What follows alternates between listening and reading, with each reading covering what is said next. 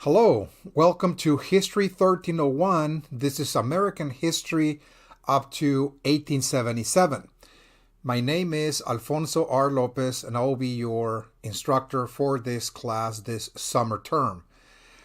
Now, what we're going to be doing in this video presentation is to offer an introduction to this course by looking at the syllabus. The syllabus is already uploaded on Blackboard. It's been there for a few days already.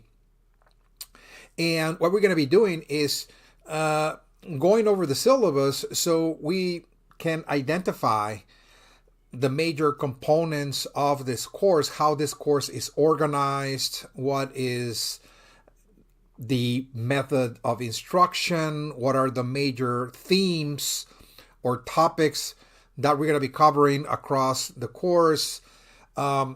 We will also be looking at assignments, such as there's going to be a major assignment that is due at the end of the summer. I believe this is late July, early August, around that time. I'm going to explain what this assignment entails.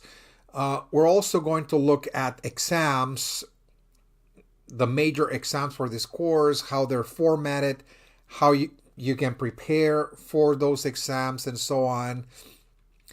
We're going to be talking also about extra credit assignments as well.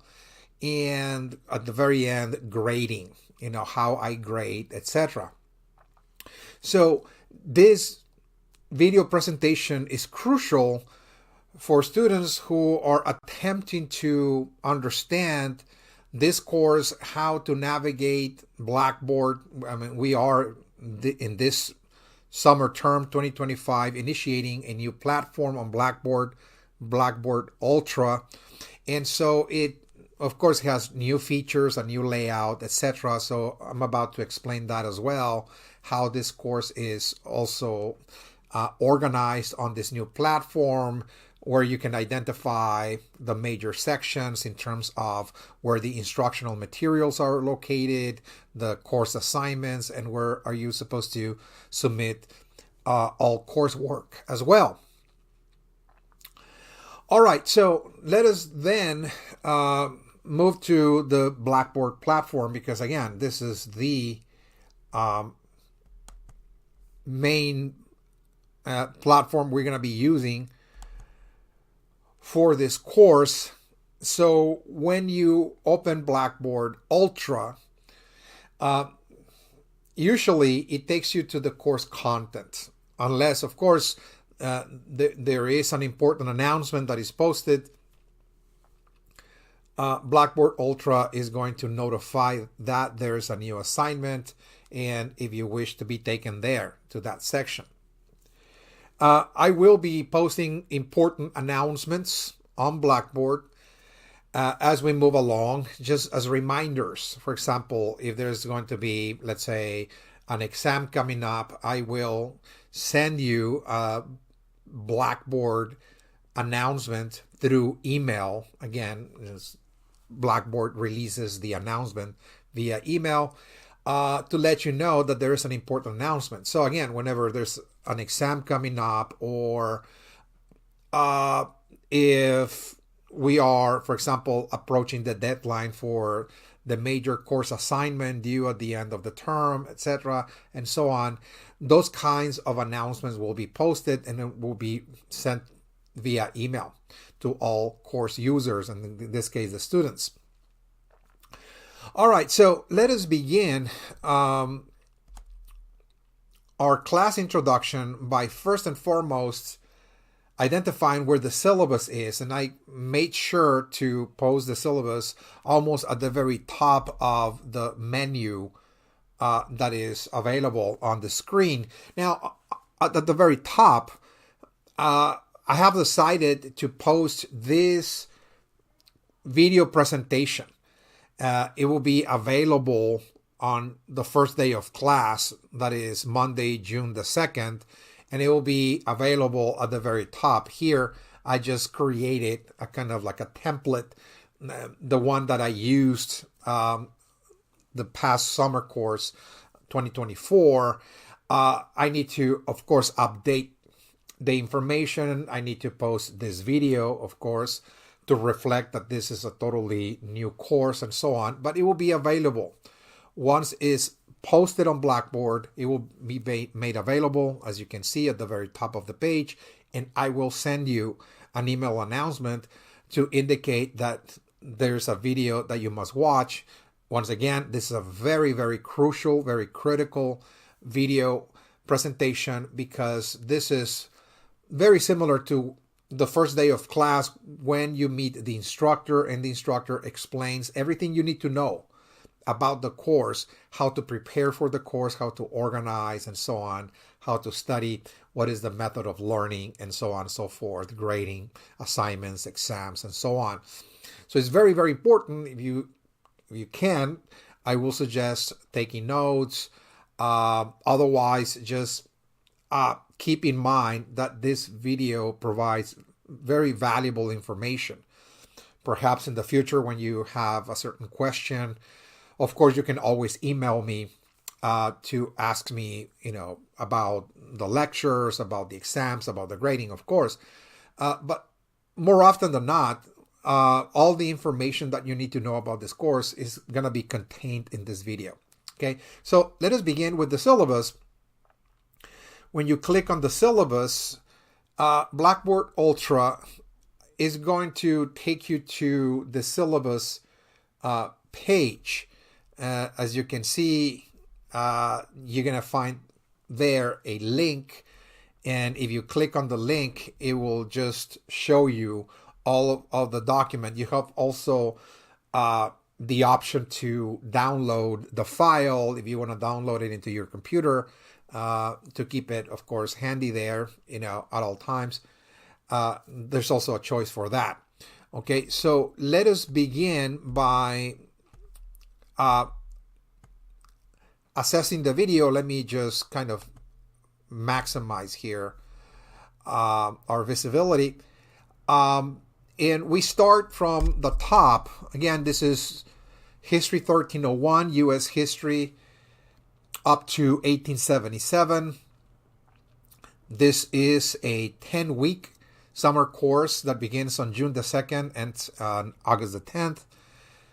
Once again, my name is Alfonso R. Lopez, and the fastest and easiest way to reach me is via email.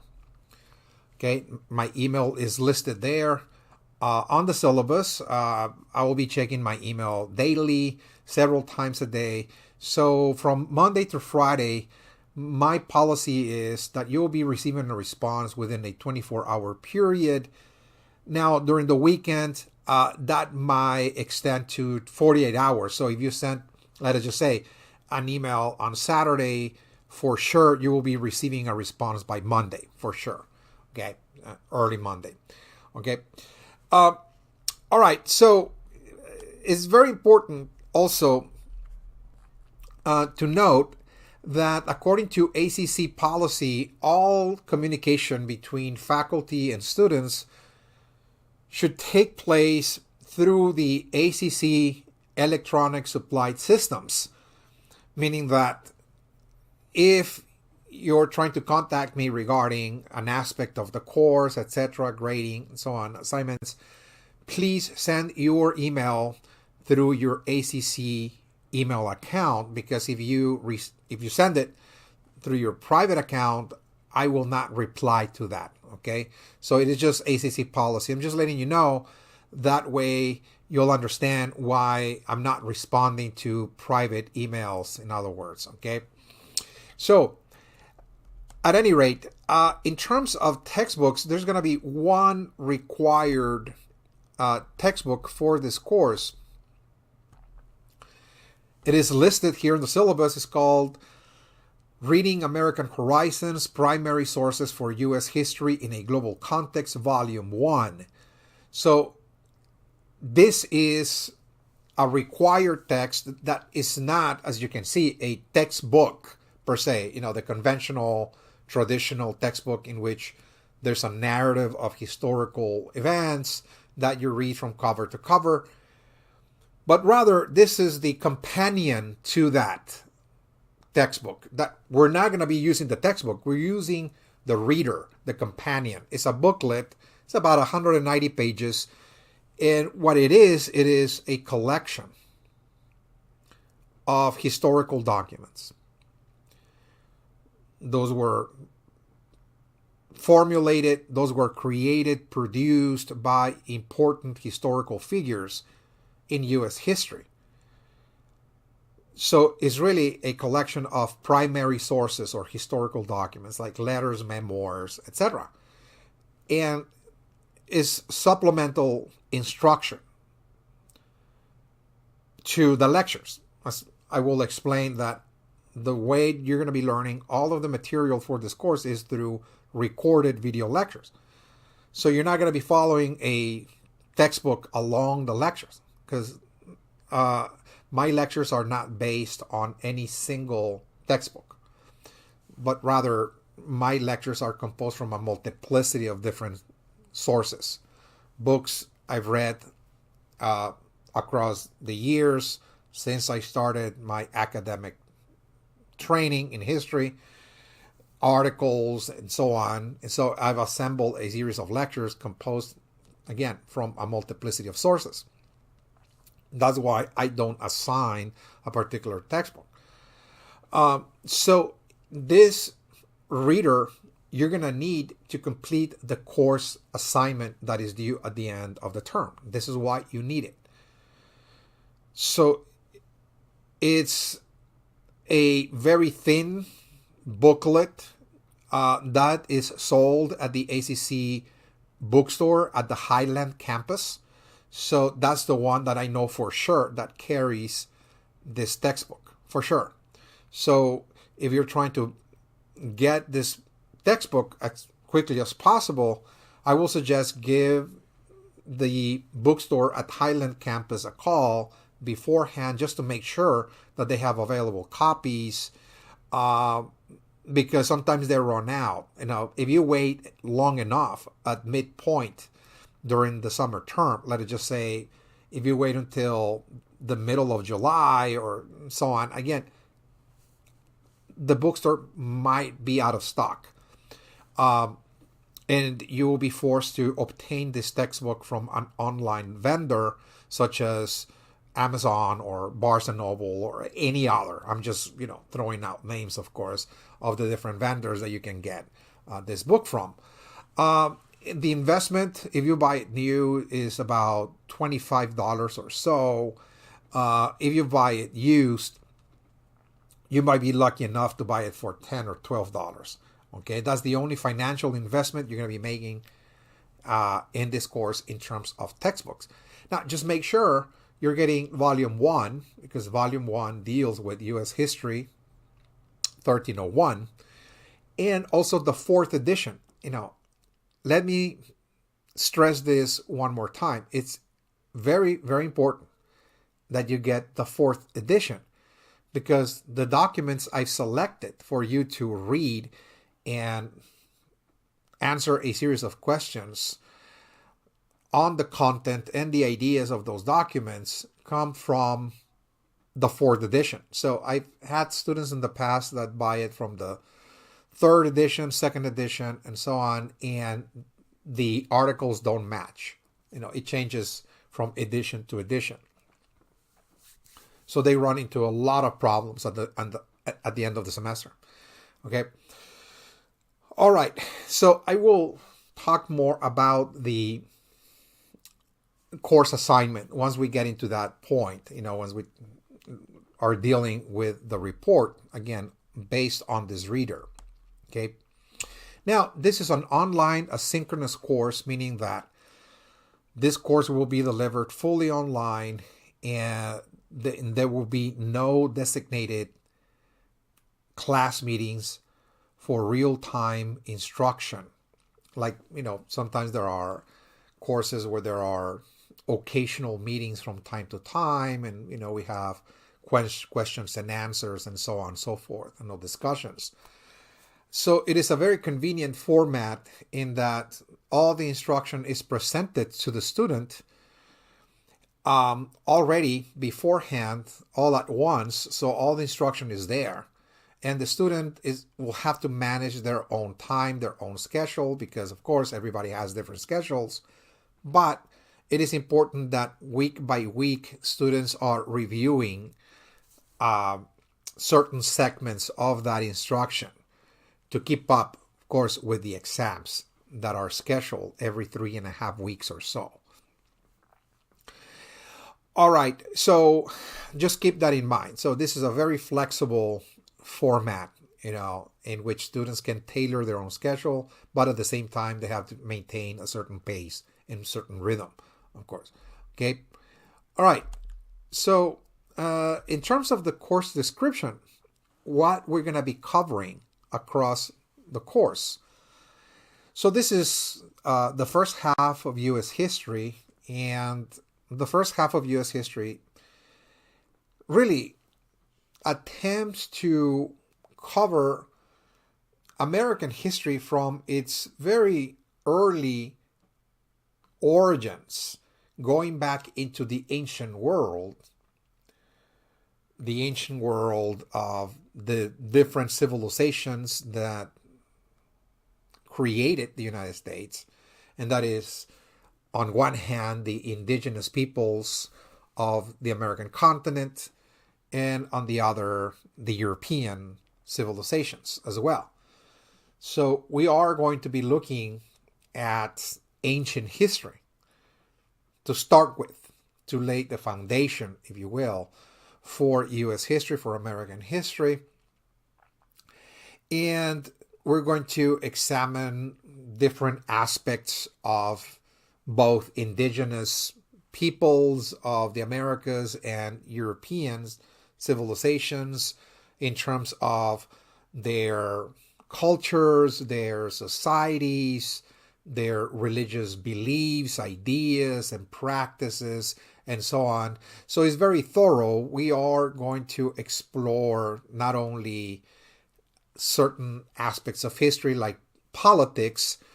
The way I study history is that I try to incorporate all aspects of human activity, not just politics or not just economics, but also the way people organize to create a society, what we call social history, what kind of groups developed, existed in the past, and also their cultures, the world of ideas, the world of meanings. That means studying their religions, studying their philosophies, their ways of looking at the world.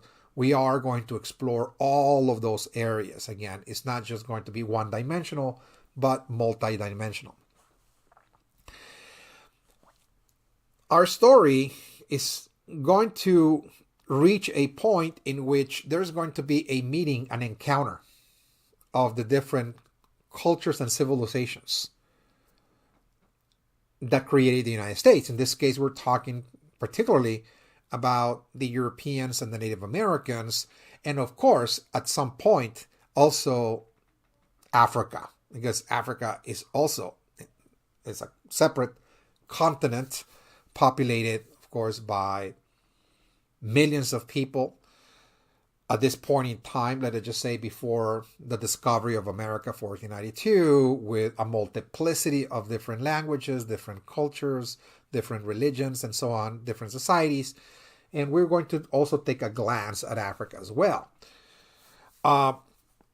And there's going to be a meeting of cultures and civilizations.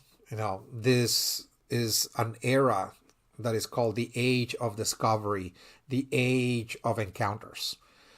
Okay, this was largely propelled by the rise of long-distance trade or international trade, global trade networks, and also a revolution in navigation technology. The age of navigation, the age of exploration is going to allow people to step out of their own locale, of their own continent, to explore bodies of water, to explore other lands far away, in the pursuit, of course, of trade, in the pursuit of riches and gold and commerce. And in doing so, there is going to be not only an exploration of trade routes and so on, but also the discovery of new lands, the discovery of new cultures that were totally unknown to the peoples of the world. And again, this is going to lead to a new era in world history, the age of discovery, the age of encounters. And of course, one of the most important discoveries made in this age of discovery was the discovery of America, okay, by the Europeans.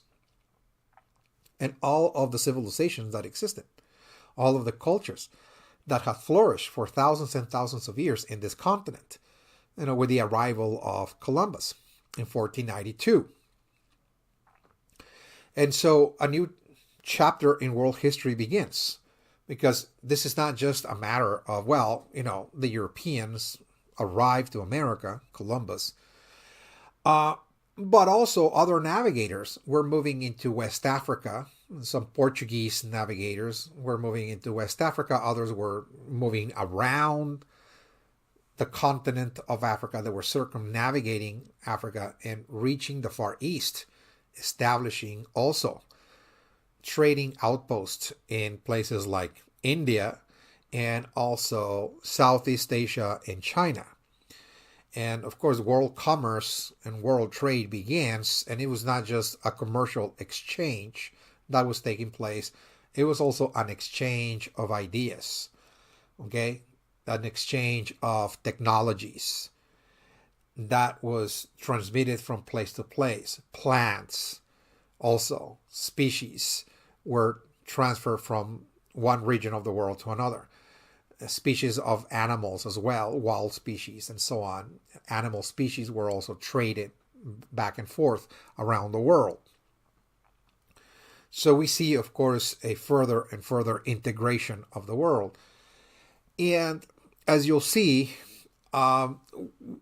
with the rise of international trade and the age of encounters and discoveries, like the discovery of America and so on, there's another development that was taking place as a result of this contact and exchange. And that is that people were not only trading commercial goods or knowledge back and forth, there's also the exchange of germs and microbes. Okay, so what we see is also a new era that is going to lead to the rise of epidemics and pandemics as well. Whether we're talking about the Black Death in Europe as a result of the spice trade with the Far East, or are we talking about the spread of smallpox and yellow fever and measles in the New World that decimated about 90% of the indigenous population as well? So all of those issues we're going to be dealing with. Of course, we will be dealing with the encounters between the Europeans and the Native American civilizations. Some of those encounters were rather violent, like the ones that were produced by the Spanish conquest of Mexico and the Spanish conquest of South America, of the two empires, the Aztec Empire of Mexico and the Inca Empire of Peru. We're going to be talking about that as well. And we're going to be assessing, of course, the early stages of European colonization of the New World, the American continent. What was really motivating Europeans to cross the Atlantic in order to settle in this newfound land, in this new territory, in the American continent. And of course, the prime motivator was trade. Okay, this is the era of international trade. So the Europeans were very interested in extracting resources from the American continent, whether those were mineral resources like silver and gold. So we see the development of mining industries, particularly in Mexico and South America by the Spaniards.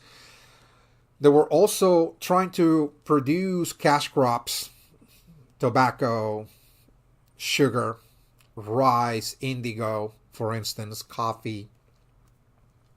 cotton.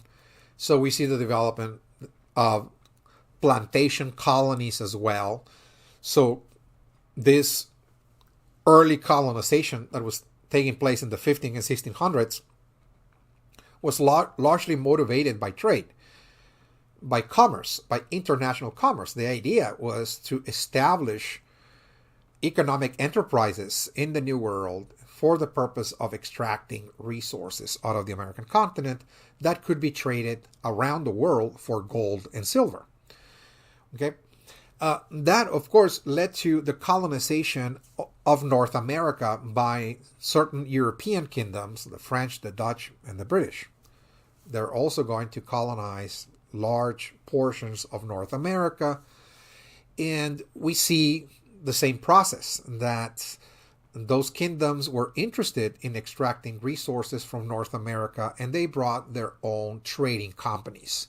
Okay, so we see a colonization process that was largely driven by privately owned trading companies. Okay, so all of the colonies that were established in North America, all of those colonies were privately owned, okay, by merchants and investors and so on, to export valuable products, resources like timber, for instance, fish, furs as well, including, of course, things like tobacco, cotton, and so on.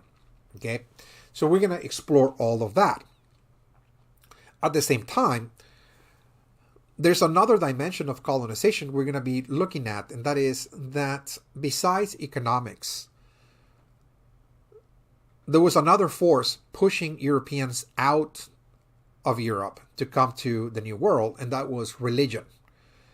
So while it is true that the vast majority of the Europeans that were coming to America were crossing the Atlantic in pursuit of riches and glory and, land and resources and the like, there was also a substantial number of people that were coming to America in order to establish their own religious societies in total isolation from the monarchies and the religious institutions of Europe that were persecuting them. So there was a religious upheaval taking place in Europe during this time, and that is the crisis of the Christian church, the division of European Christianity between Catholics and Protestants that led to warfare and persecution on both sides. And for the most part, Protestants who were persecuted by Catholics in Europe decided to also come to North America in order to establish their Christian societies, Protestant, away from the monarchs in Europe that persecuted them because of their dissenting beliefs.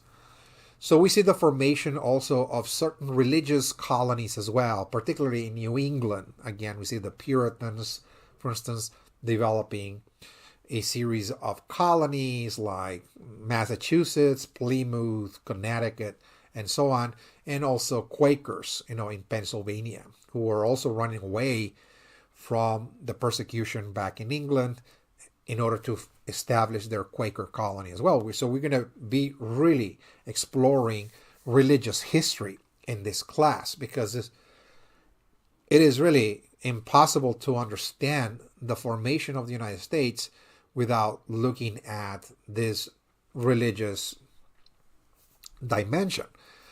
The formation of the United States has two different sources, if you will, that were responsible for creating the very first colonies. We talk about the 13 colonies that England formed in North America that later on became the United States. Well, the 13 colonies were formed by, on one hand, privately owned companies that were coming to extract mineral resources and trade them for gold. So we have very important component here, and that is commerce, trade, as being one of the very powerful forces in creating the United States. And the other is religion. Okay, so commerce and religion are going to kind of come together, okay, to create the very first settlements, the very first colonies by Europeans in North America that will later on, centuries later, will declare independence and become the United States.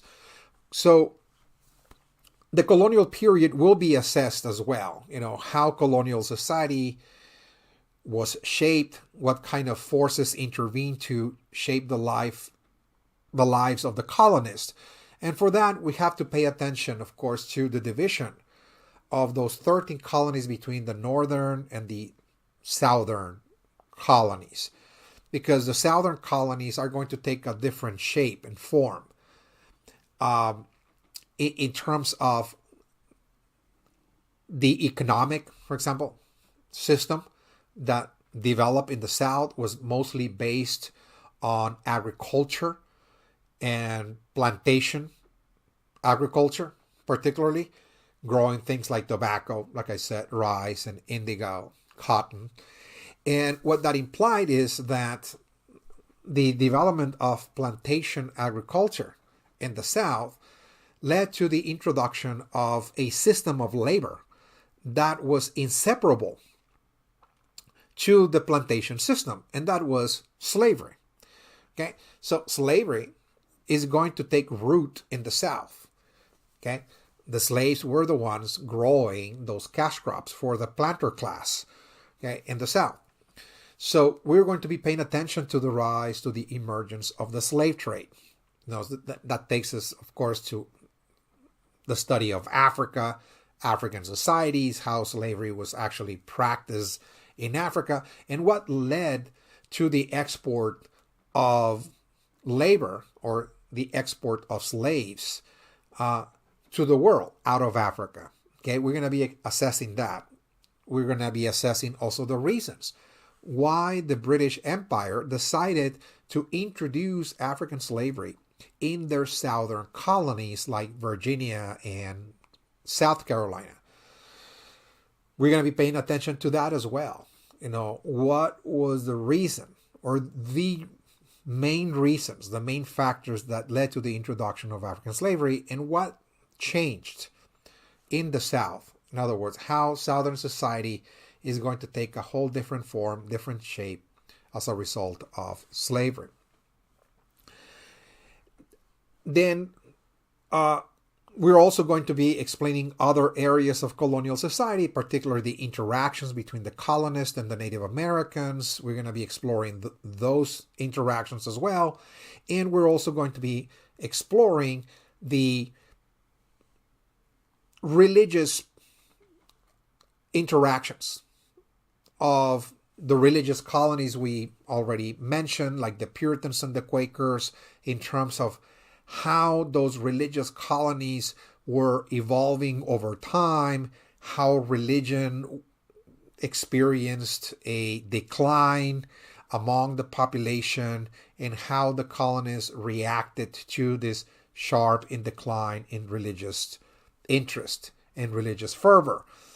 And one of the things that we're going to explore in this class is that in many cases, people were reacting quite violently against this decline, and that led to persecution. The famous Salem witch trials was really at the pinnacle of this decline, if you will. But at the same time, as we move into the 1700s, there was another way that people were dealing with this decline, and that was, again, by launching a religious revival, this so-called First Great Awakening. This idea that the colonists were attempting to revitalize religious fervor, religious devotion in the colonial world, And we're going to be exploring, of course, all of those different expressions of the First Great Awakening. The attempt to convert the Native Americans, the attempt to convert the African slaves to Christianity, and so on and so forth will be assessed. Then our course is going to lead to the end of the colonial period by looking at the American Revolution. And the American Revolution will be assessed very thoroughly. The decision by the 13 colonies to declare independence from the mother country, Great Britain. All of that will be assessed, and of course the outcomes. The last part of our course is going to deal with the early national period. That is, the formation of the United States as an independent nation is going to be analyzed, meaning we're going to look at the different attempts to form the United States by the different constitutions that were written during this time after the War of Independence, and what was the final draft, the final constitution that finally created the United States as a republic in 1787. We're going to be looking at the different ideas that the founders used to create the government, the organization, the structure, and the like, drawing a lot of examples, of course, from the ancient Greeks and the ancient Romans. We're going to be dealing with that, of course.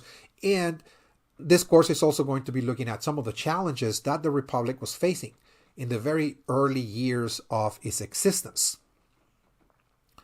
When countries are born, they face enormous challenges. Okay, it is very easy to create them on paper. It is very easy to write a constitution and says, okay, so this is the constitution of this country.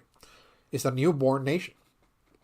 But when the citizens come together and attempt to maintain this nation, they're faced with enormous problems.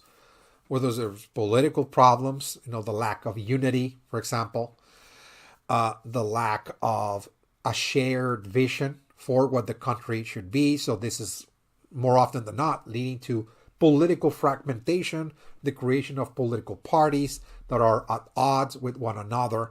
So we're going to be looking at that. And also foreign interventions as well.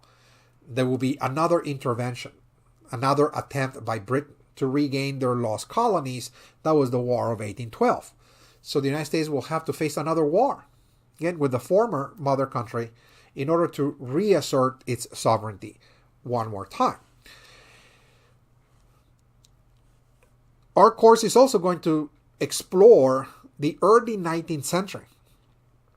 And we're going to look at one of the most transformative historical events that shaped the United States in the early part of the 19th century. That was the Industrial Revolution, when the North part of the country decided to industrialize, build factories, introduce machinery, introduce new technologies, railroads. People began to move to the city from farms, from the countryside. They began to flock to the cities and form the large industrial areas in the United States, like New York and Boston, Philadelphia, so on. Okay, so we see massive industrialization taking place in the northern states, while simultaneously the South, the southern part of the United States, which was the agricultural region of the country devoted to plantation agriculture, okay, growing things like tobacco and cotton. The South decided not to industrialize, and instead they expanded the plantation system because planters in the South realized that the Industrial Revolution required cotton for the manufacturing of textiles, clothing. So instead of building factories and railroads on a massive scale, they decided to not do that and instead invest more and more in territorial expansion across the West in order to make more room for cotton plantations. Okay, so with the expansion of plantations across the South, we also see the massive expansion and consolidation of slavery as well. Okay? And we're going to explore all of those issues with the topic on the Industrial Revolution. And of course, that is going to lead to a regional division in the country between an industrialized North and an agricultural South that function very differently. Because in the North, we got factories employing workers by paying them wages, while in the South, we got plantations owned by planters using slave labor for the production of cotton. And eventually, there's going to be a tension between those two regions, leading to competition, eventually leading to a rupture in the Union in 1860. Our final, of course, theme or topic in this course is going to be the Civil War. The Civil War between the North and the South. All of that will be explored. All of the reasons that led to the war will be analyzed. And we're going to look at the war itself. You know, how the North and the South prepare for the war and what led to the ultimate victory of the North over the South as well. Okay, at the very end, of course, our course at the very end closes with Reconstruction. That is, after the defeat of the South, there's going to be an attempt to reform and reshape the South in a very radical way in order to, if you will, pave the road for unification.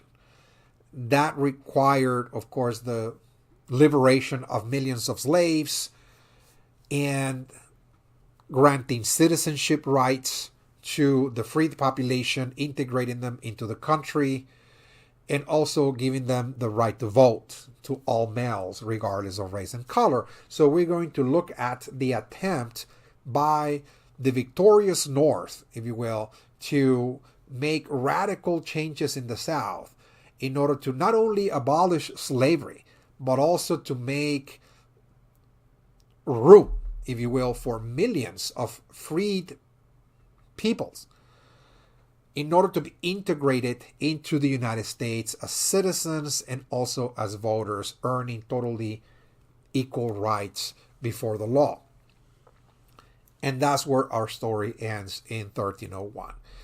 Okay, so it is very interesting to note that all of this information, I have arranged all of this information in a way that is understood as topics or themes that are moving and shaping U.S. history. So the information that I have just summarized for the past 30 minutes or so is not going to be given randomly, lecture by lecture, but rather that all of this information is organized in a series of lectures that are at the same time organized around topics. There will be 9 topics that are going to be covered across the semester, and each topic is going to focus on one particular area that is fundamental for shaping U.S. history. And all of the lectures have been recorded and are already available on Blackboard. So you can start already watching those lectures one by one. And they're identical to the ones that I provide in a face-to-face format. Meaning that the lectures that I recorded are very similar to the ones I provide in a classroom. Okay?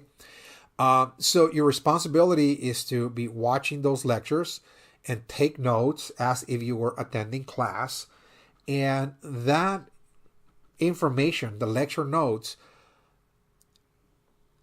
all of that information is going to be presented in the exam in a series of questions and key terms.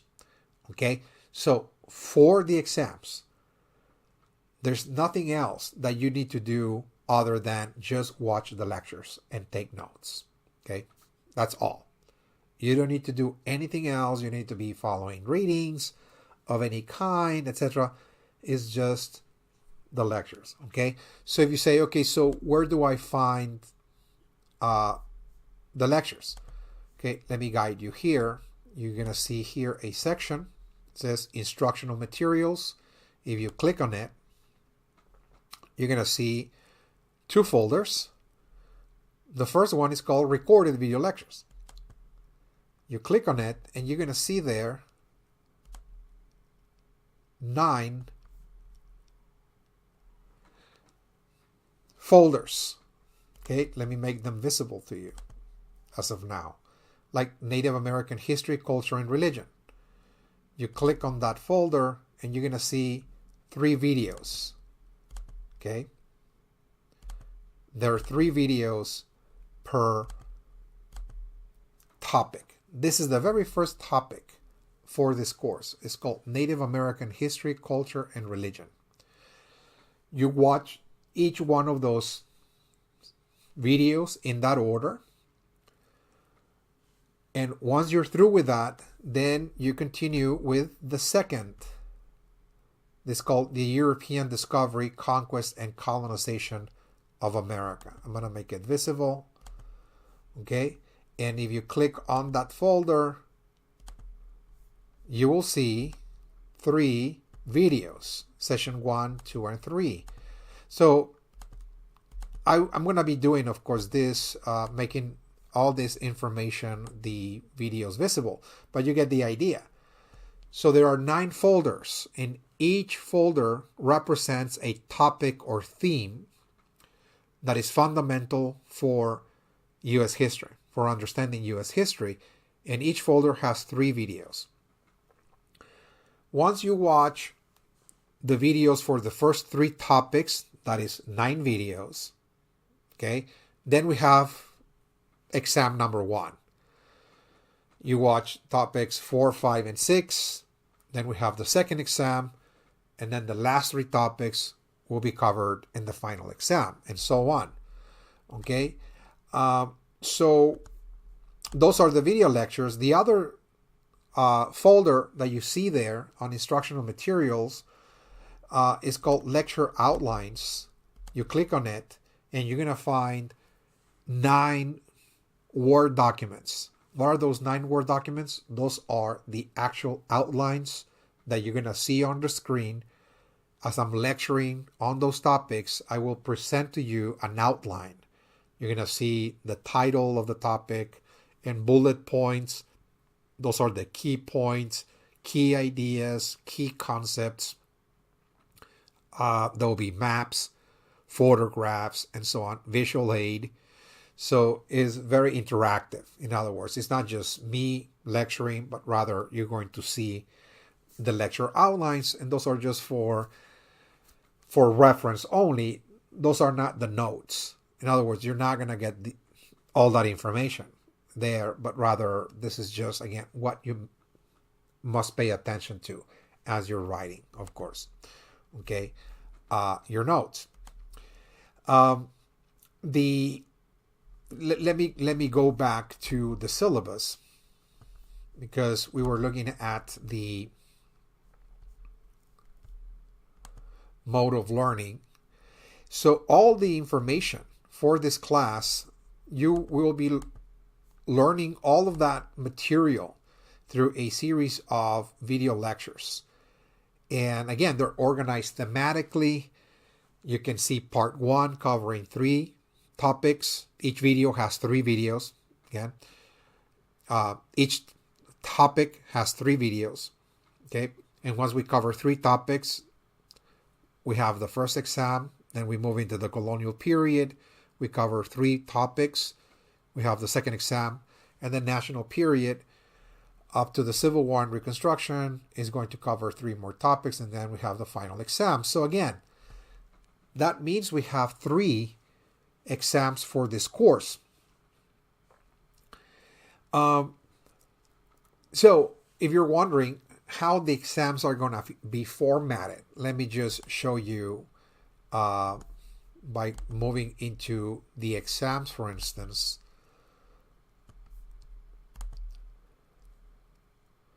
like the first exam, for instance. Okay. If you open that, if you click on it, you will see that the exams, the way they're formatted is that first and foremost, they're not going to be taking place in a specific time, in a day or hour, okay? But rather, those are like writing assignments that you do on your own. You can be completing that assignment as you go by day or week by week. As you're watching the videos, you can be working on the exam already simultaneously. Why not? The only thing is that they're due, for example, the first exam is due June the 26th. So by June the 26th, it is very critical that you upload that exam on Blackboard, of course. So the way it is formatted, again, this is a writing assignment. This is something that you're doing on your own, and you have about 3.5 weeks to do each, is that for part one, there's going to be 2 parts. So for part one, you're going to choose one topic out of 2. So I'm letting you know in advance that, well, you're going to have a choice whether to do topic number 1, the history of the Native Americans, or to look at the European civilization. Okay, you choose, but just do one topic. And after you review that topic and take notes, just answer a series of questions in the order provided. So this is not like a grand essay, like an essay composition or anything like that. All you need to do is just look at those questions, okay, and say, okay, so he's asking me 4 questions. Let's say if I choose the topic on the Native Americans, if I decide to do that one for 70 points, then I have to answer those 4 questions very thoroughly, one by one. Write the question first and then the answer one by one, and answer in a way that pretend that the person that is reading this is not the instructor, but rather it is a general audience that has no clue of history. So the more that you explain, the more you analyze and elaborate, the more details you provide, the higher your points. So never skip explanations. Don't assume that the instructor knows what you're talking about, but rather try to be very descriptive. Okay? So as you're writing, again, try to be very, very thorough in your explanations. Part 1 must be at the very least 5 full pages double spaced. Okay? 5 full pages at the very least, that is to say. That's for you just to receive like a passing grade. Of course, there are students that can write and have written more than that. So this is very, very simple. Again, just for part 1, choose one topic, and then for part 2, on the topic on religion, so this is a topic that everybody must do. The key term section deals with a separate topic, okay? In this case, in the first exam is the topic on religion, and you choose 3 themes.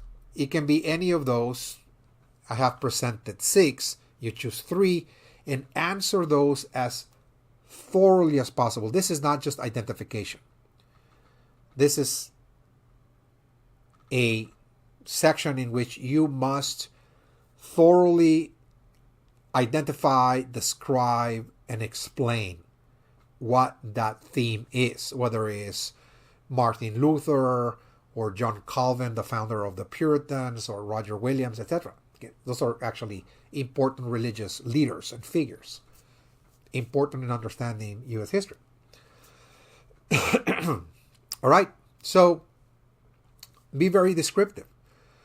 I mean, for part 2, the answer must be very extensive. It's not just a line or 2 or just a couple of lines, but rather, again, you're trying to really explain very fully what that person did, why that person made history, how this is going to influence the United States, and so on.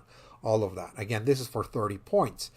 Now, I must stress and this is a very, very important announcement regarding the exams, that this is a writing assignment, of course, and because we are living in a totally new age in technology, and you have the internet, you got a lot of online resources, and now we got AI, of course.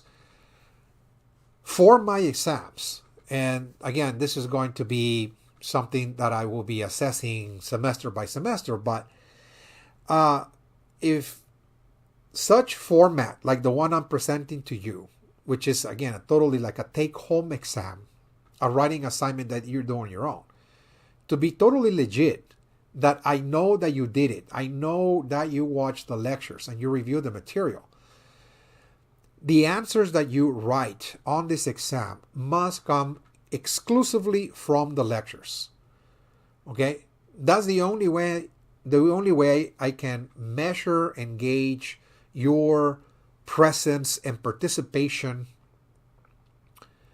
in this course. That you have reviewed the material, you have watched the lectures, you're being present, in other words. You are receiving this instruction. So for the answers, once again, avoid at all cost using any kind of outside source other than the lectures. Because if I start reading in your paper information that I did not provide in the lectures, your work will be disqualified.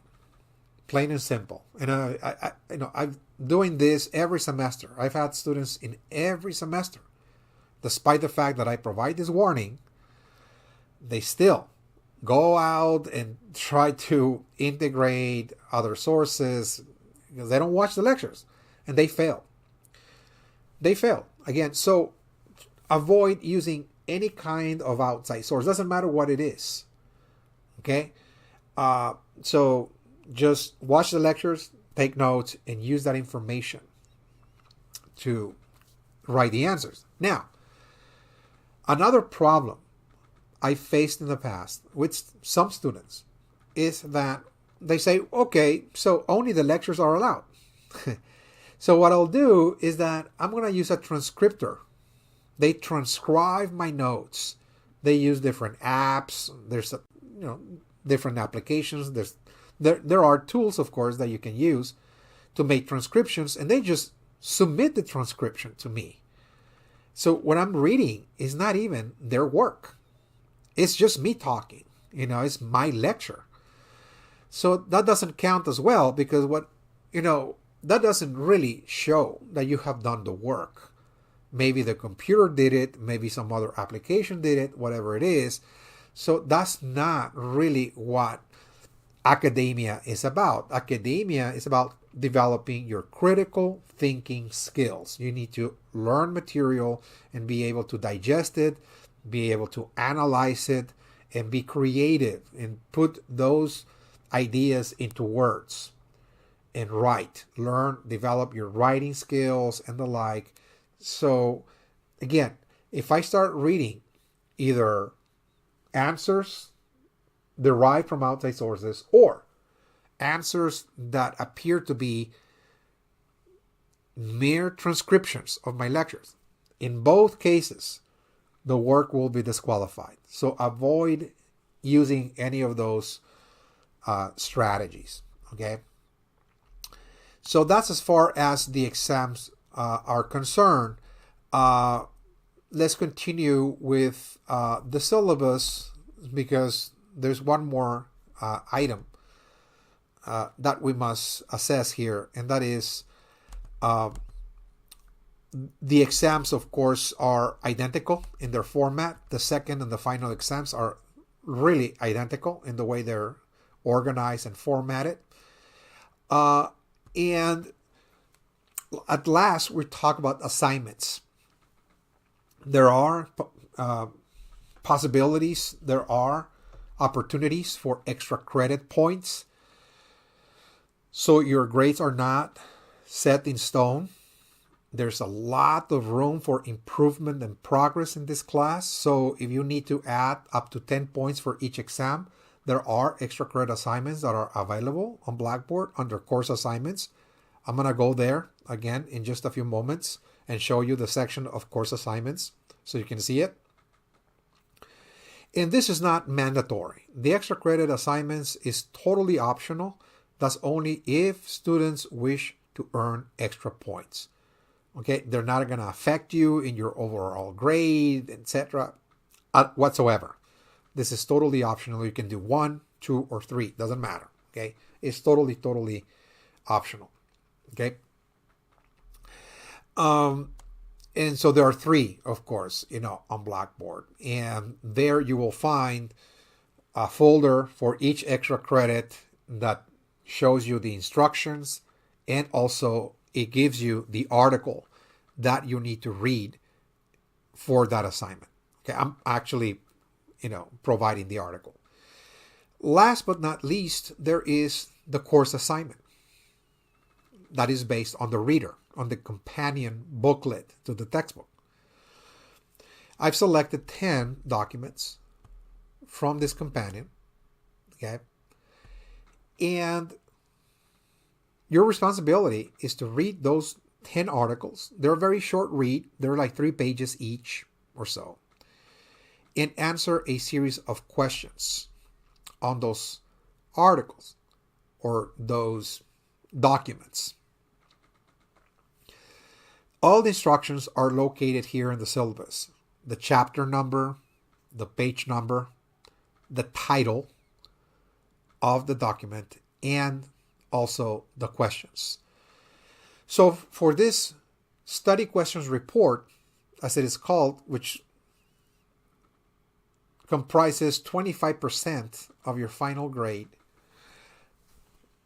and that is due on July the 28th, almost towards the end of the term, please indicate on top of the page the title of the document. So you first start with the title on the very top, and then proceed by writing each question and then the answer, question and answer, the question and answer format, one by one. Ideally, the answers, all of the answers to the questions per document should be 1 full page.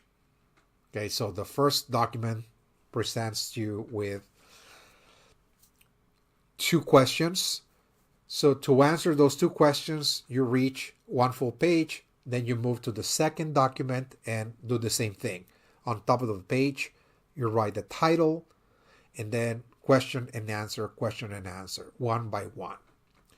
So at the end of this report, you should end up with 10 full pages double spaced.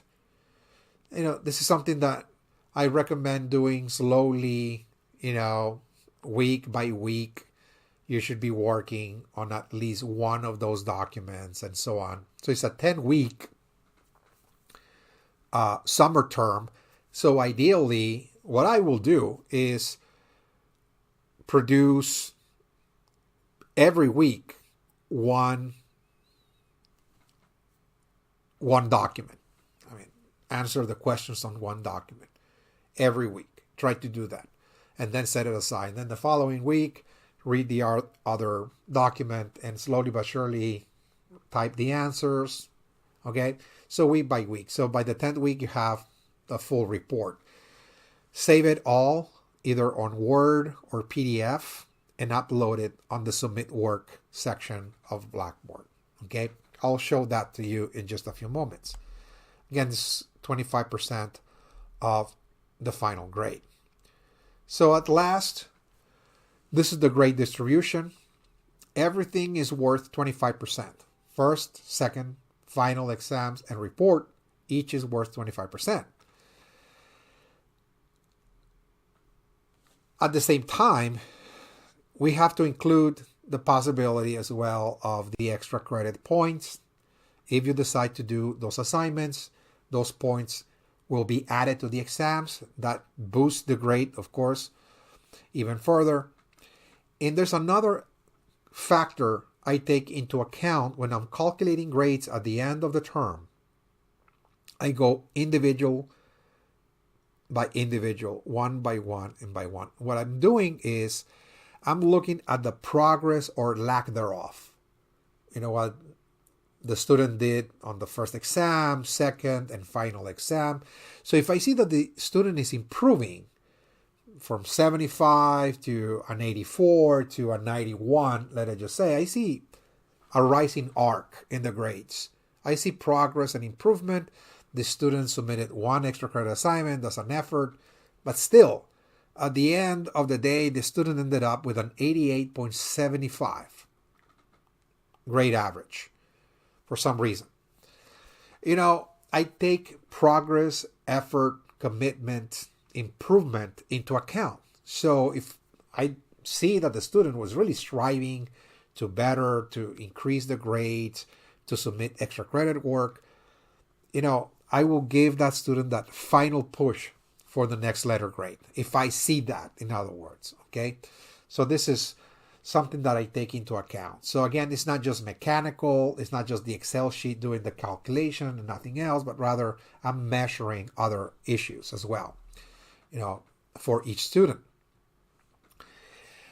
So there's plenty of room for improvement and progress in this course, okay?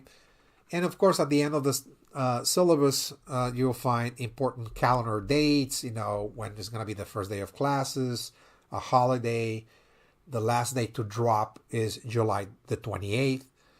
If you decide that you cannot continue in this course for some reason, that is the final day to drop the course without affecting your GPA and so on. Okay? And August the 8th will be the day when you submit the final exams and so on. Okay? So it tells you also when the first exam is due, June 26th.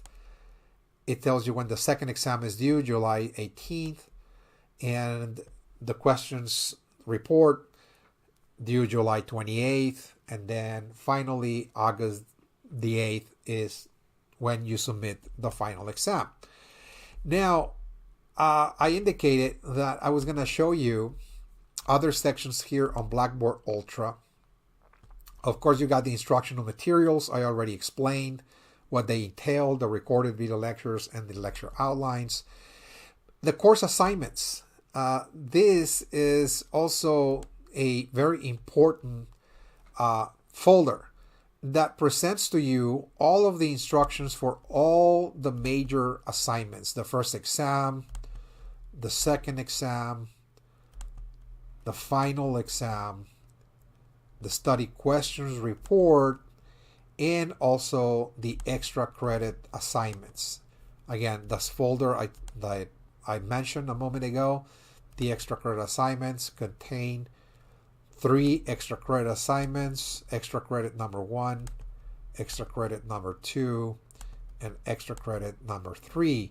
Each folder has an article for you to read and the instructions, okay, for you to read. Each folder. There are 3 extra credit assignments, okay? So this is a very, very important folder because the course assignments, what is presenting is this is all the coursework that students are responsible for. Of course, the extra credit assignments are optional. Those are not mandatory, but everything else, this is something that you must submit. And where are you supposed to submit all of that coursework? And here you can see under submit work that you have final exam. This is where you're supposed to submit it. Second exam, final exam, study questions report, and of course the extra credits. Okay, this is where you submit. The upload tabs are there. So by the due date, make sure that you save everything either on Word or PDF, because all the other applications Blackboard does not open, okay? And I have problems with that. So for sure, after you complete a work, make sure you either save it on Word or PDF and submit it again on the due date in this section, okay? So I think it's very, very clear, how to actually navigate this course once you pay attention to each one of those sections. You can always go back, of course, to this video and revisit it. And you have, of course, clarification in terms of the exams and the assignments and so on, the major sections of Blackboard Ultra and so on. So if you still have any doubts, any concerns, any problems, any difficulties, please let me know. Send me an email and I will respond as soon as possible. There's also, of course, tech support, Blackboard tech support. You can contact as well. Because we're initiating a new platform, they're going to also be available for students as well to provide guidance. But as soon as this video is finalized, I will upload it on this section and I will send you immediately. I will send you an email announcement early Monday morning indicating that this video is ready to view. Okay? This is all I have for you. I hope you have received very valuable guidance and instructions for this course. Once again, my name is Alfonso R. Lopez. I'll be your instructor for this U.S. history course. And I hope you have a fascinating journey navigating through all of the topics and themes and analysis that I have presented in the lectures. If you have any questions, please let me know and I will respond as soon as possible. This is all I have for you, and I'll see you in the first assignment coming up. Thank you.